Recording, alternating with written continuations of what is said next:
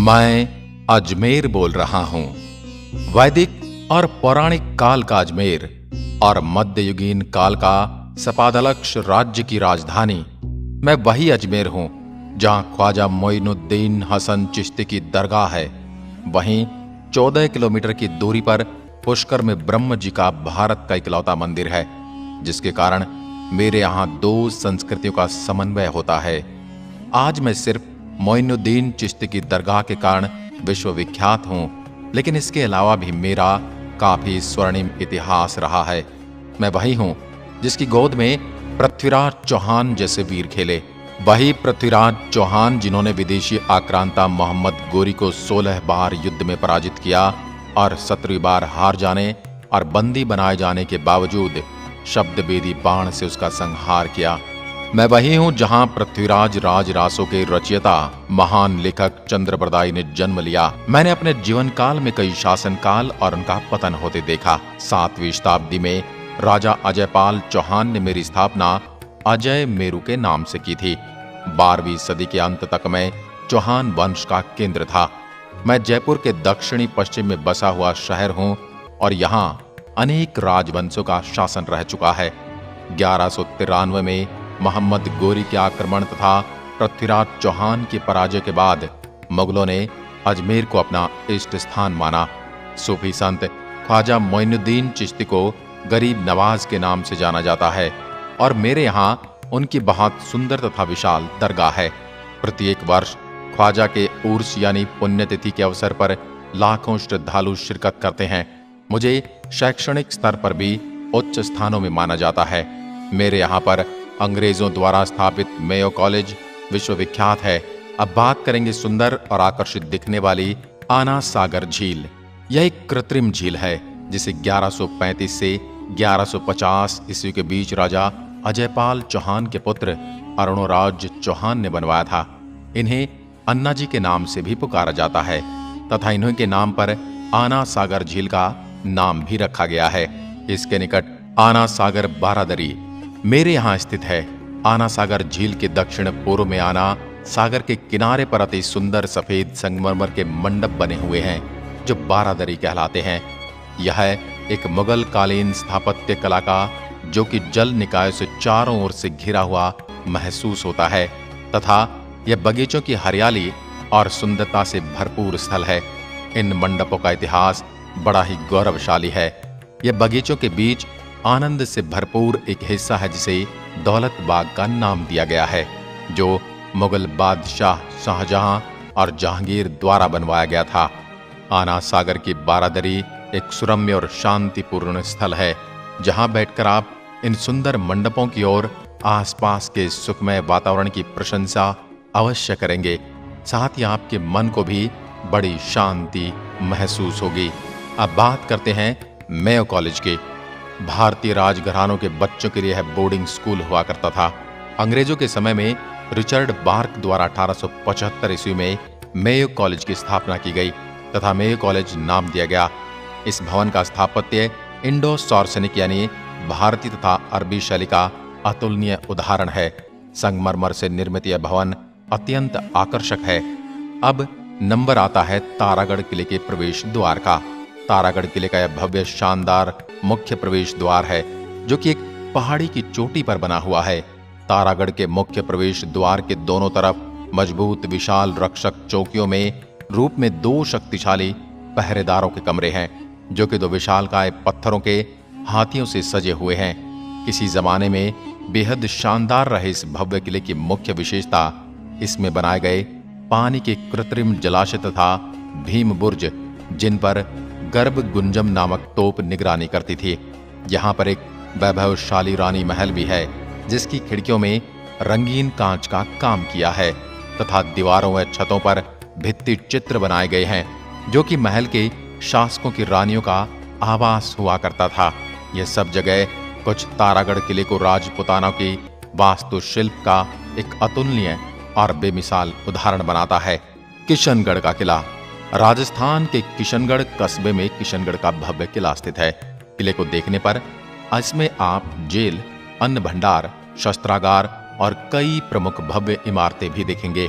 इसका सबसे बड़ा भवन दरबार हाल है तथा यही वह स्थान है जहां राजा अपनी प्रतिदिन की शासकीय सभा बुलाया करते थे। और जब हम किले के अंदर स्थित सर्वाधिक आकर्षक महल की बात करते हैं तो वो है फूल महल, जो कि राठौड़ वंश के शासकों के वैभव को प्रदर्शित करता है तथा इसकी दीवारों को राजसी शैली में भव्य और सुंदर भित्ति चित्रों तथा बेहतरीन कलाकारी से सजाया गया है। किले के साथ साथ यहाँ पर कुछ झीलें हैं, जिसे गुंडूलाव तालाब और हमीर सागर, जो कि यहाँ के बड़े पिकनिक स्थल हैं। यहाँ आप इतिहास को दोबारा देखना चाहते हैं तो राजस्थान में आने पर आपको किशनगढ़ का किला अवश्य देखना चाहिए। 2.5 दिन का झोपड़ा। अब राजस्थान में और इतिहास में ये पढ़ाया जाता है कि इसको 2.5 दिन में बनाया गया था, इस वजह से इसको 2.5 दिन का झोपड़ा कहा जाता है।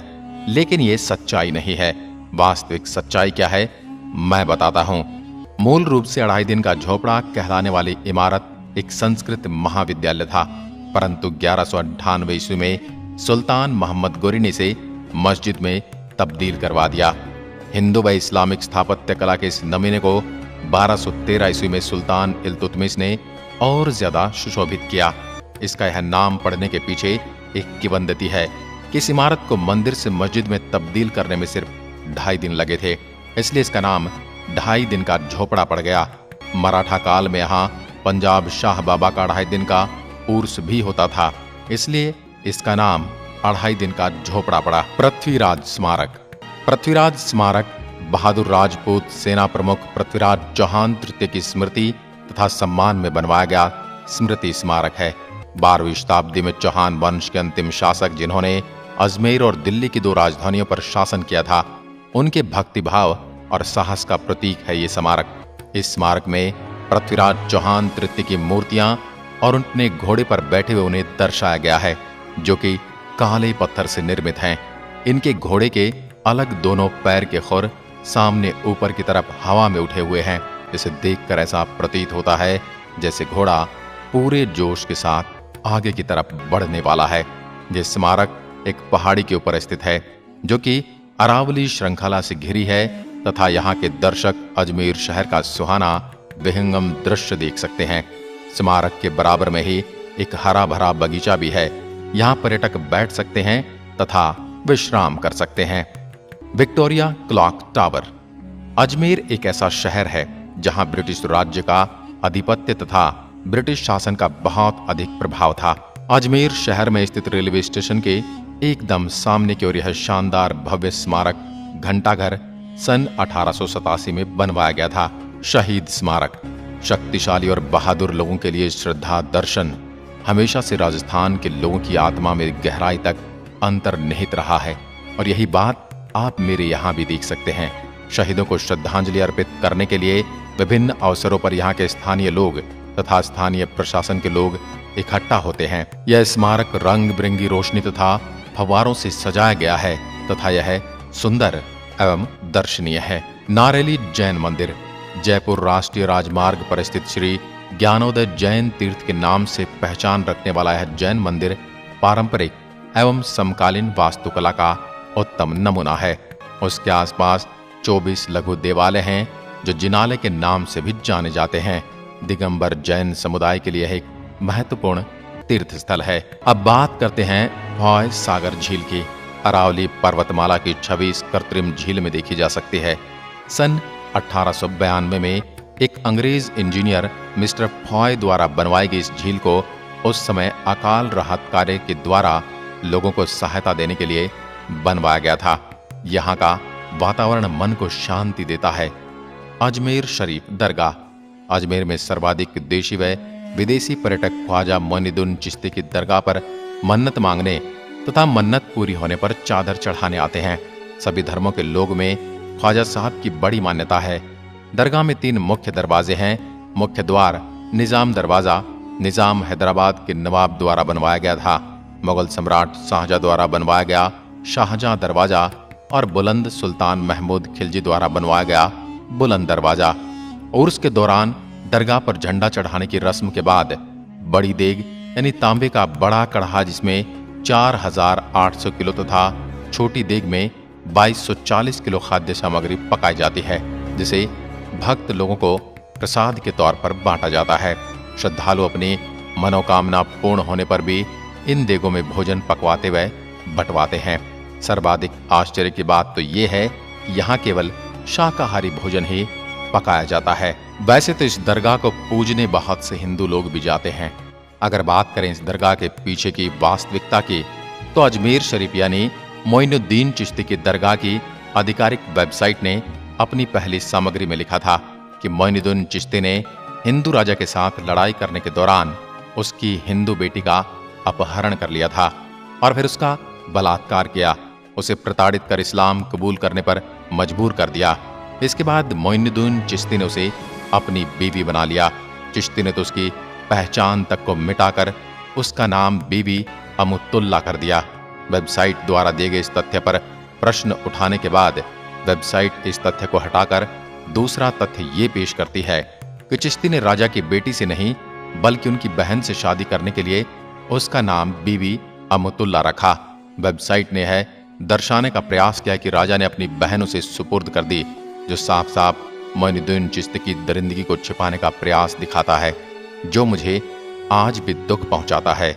और ऐसे व्यक्ति के दर्शन करने लोग क्यों जाते हैं, ये भी मेरे मन में एक प्रश्न उठाता है। यदि आप मेरे दर्शन करना चाहते हैं, मेरे तक कैसे पहुंचे, उसके लिए मैं आपको महत्वपूर्ण जानकारी उपलब्ध कराता हूं। मेरे नजदीक किशनगढ़ में हाल ही में एयरपोर्ट बनाया गया है। यहां से उदयपुर के लिए तथा दिल्ली के लिए फ्लाइट शुरू की गई हैं। जल्दी ही अन्य शहरों के लिए भी फ्लाइट शुरू की जाएंगी। जयपुर के एयरपोर्ट से राष्ट्रीय तथा अंतर्राष्ट्रीय फ्लाइट्स ले सकते हैं। अजमेर के लिए भारत के सभी शहरों से बस व टैक्सी सेवा उपलब्ध है। अजमेर शहर दिल्ली, जयपुर, मारवाड़, अहमदाबाद, मुंबई रेलवे लाइन पर स्थित है। यहाँ से लगभग सभी शहरों के लिए ट्रेन उपलब्ध है, जिससे आप आसानी से मुझ तक पहुंच सकते हैं। मेरे यहाँ पर बोई जाने वाली फसलों में प्रमुख फसलें हैं गेहूं, मक्का, जौ, बाजरा, ज्वार, मूंगफली, सोयाबीन इत्यादि। मेरी इस मिट्टी ने कई वीर योद्धाओं को जन्म दिया है। आज भारतीय सैनिक के रूप में भारतीय सीमाओं पर पड़ोसी मुल्क से लोहा ले रहे हैं। तो ये था मेरा स्वर्णिम इतिहास और मेरे यहाँ स्थित दर्शनीय स्थल, जो आज भी आपको इतिहास के बारे में जानकारी देते हुए प्रतीत होते हैं।